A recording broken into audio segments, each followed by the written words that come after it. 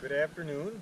My name is Richard Clark, and I'm going to be talking to you and making some presentations about a place called BWCA, and that means Boundary Water Canoe Area Wilderness.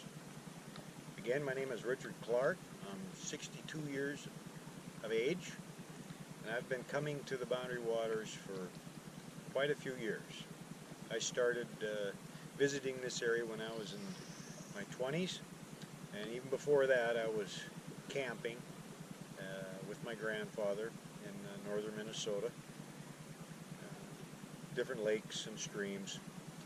So I've got a few years of some camping experience, and I thought I would share that with you.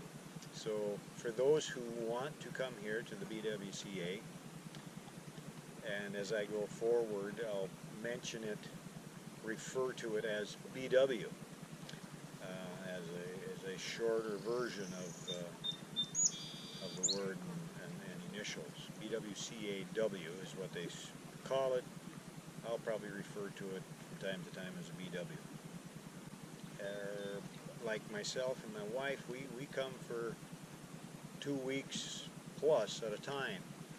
So there's some things that we'd like to share with you on how to make that trip, your visit, a little bit easier because of the things that we have learned, some of the mistakes we've made, and fine-tune our camping living experience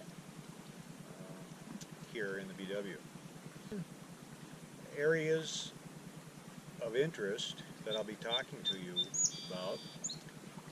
First, of course, is the canoe, your mode of transportation to carry you and your equipment into the BWCA. Some folks use a kayak. For the most part, my information will be relating to canoe, 2 people, and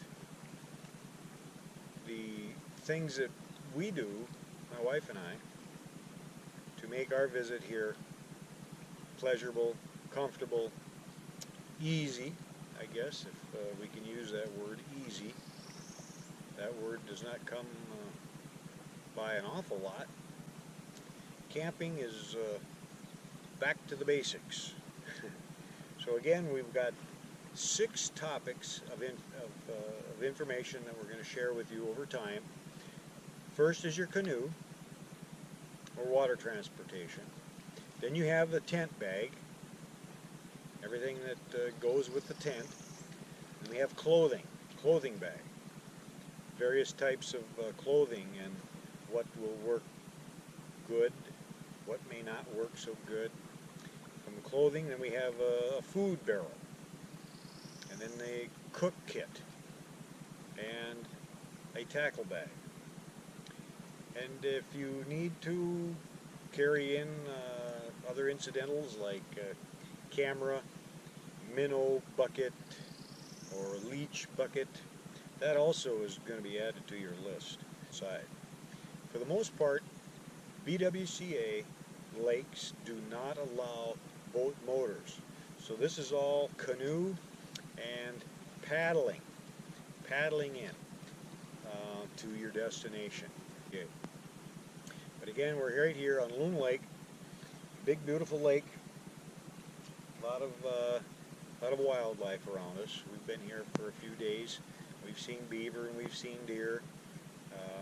Big snapping turtle came in to try and rob us of a fish we caught, but he was not very successful.